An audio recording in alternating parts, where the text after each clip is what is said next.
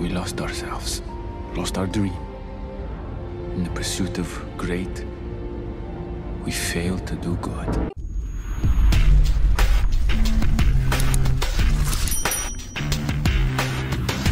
Hey everyone, Thordan Smash here, and I'm taking a break from Apex Legends to enjoy Colorado and go catch a baseball game. But today we're going to be talking about some of the future content that's going to be coming to Apex Legends that could save it. But before that happens, they're going to have to fix some of the major issues that has them under fire right now. We're also going to give out 45 bucks. All you got to do is like, comment, subscribe. You guys know the drill. But without further ado, let's talk about new stuff in Apex. Okay, so let's actually start off this topic with a little bit of good news. Apex Legends quite possibly does have a very bright future. We know that there's an upcoming game mode that will feature a brand new playlist with the free DM style, which is going to be a multiplayer focused setting away from Battle Royale with rapid respawning, big team battles, different objectives and game modes to allow it to compete with other big titles like Call of Duty. We also have a ton of other great stuff to look forward to in Season 14, such as a new battle pass that is going to be Hunter Safari themed, a brand new legend coming to the game, some changes to Kings Canyon with a new version of Skulltown coming back. Overall, the developers have a lot of really cool stuff planned for the future. But that's also a little bit of a problem because it's based on the future, and right now the game is in a dire situation. Since Season 13 launch, we've had a ton of bugs such as the Loba Tactical, the Caustic God mode, Apex coins not actually working, and instead of updates coming out to actually fix these issues, the ones that have been dropping that haven't actually made an impact on any of the gameplay mechanics have actually ended up just making the game worse. The hit regs are no longer applying only to Wraith coming out of her phase. The crafting station is also 100% broken. If you touch it, you will lose the ability to use some of your passives on certain legends such as Valkyrie. Along with that, you won't be able to touch anything in your heal inventory, which basically makes the game unplayable, and it would be a shame if I didn't mention the Xbox input lag, which is causing a lot of day one players and long-term fans of the games to say, you know what, I'm stepping away from Apex Legends, it's unplayable, I'm going to be trying out some other games, and I don't blame them at all, because all those things that I mentioned that are coming in Season 14 haven't actually been officially announced by Respawn at all, so the general player base, unless you watch some news channels like mine, would have no idea about the upcoming content that looks really amazing for Apex and really only knows about the bugs and the issues and how the game is unplayable, and Respawn not really responding on when any of these updates are actually going to be put out to fix the game. And even with all the bugs and glitches, Respawn or EA just continue to dole out the events in a timely manner, never ever delaying them and pushing out more updates that end up breaking the game to sell us cosmetics. A lot of the newer bugs actually came with the Awakening Collection event, which sold us the Valkyrie heirloom, so people that bought it for $160 kind of got ripped off if they ended up not being able to enjoy and play the game. Not to mention that this upcoming Tuesday, it looks like we're going to have a Sundown Showdown event along with the ALGS store, which is going to peddle more skins for us to buy. And then at the end of this month, we look to be having another anime thematic event, but once again, we're going to now be sold a $160 Bangalore Prestige skin, which can very much be argued that that skin is nowhere near worth $160. And I get it, it's a free-to-play game, you don't have to choose to spend the money, but if you do spend the money, well then you should be receiving a product that actually works. I honestly think that at this point, Respawn and EA are biting off more than they can chew. The team at Respawn has been very much dwindling and has had a ton of departures in the last year. Not to mention they're hiring for a whole bunch of departments, including the new mobile game that just released. Not to mention they are also producing 3 Star Wars games for EA, which is only going to further divide the team. I think when the new playlist drops in Season 14 with new ways to play the game in that multiplayer mode, along with battle passes, new legends, and all that, I think Respawn needs to seriously slow down and reevaluate the game as a whole and make a ton of changes and fixes and improvements. You're never going to make the game run 100% amazing. It runs on a very old source engine from Titanfall, and the bug fixes take a very long time to do. There's always been that suggestion of adding in an Operation Health season, and a lot of players are like, well, it didn't really do much for Rainbow Six, and that's a very valid point. But at the same time, Respawn needs to do something, whether that is hiring more people or a test server where players can go in and try out the new update before it releases. Take, for example, this season's Ranked Reloaded, which had massive rank changes from top to bottom, and developers had touted it as the thing that was going to save Apex Ranked. And overall, it's a fairly solid system. I think it is well designed, and it keeps it fairly competitive. But by not having the regular player base test this out before you unleashed it, you run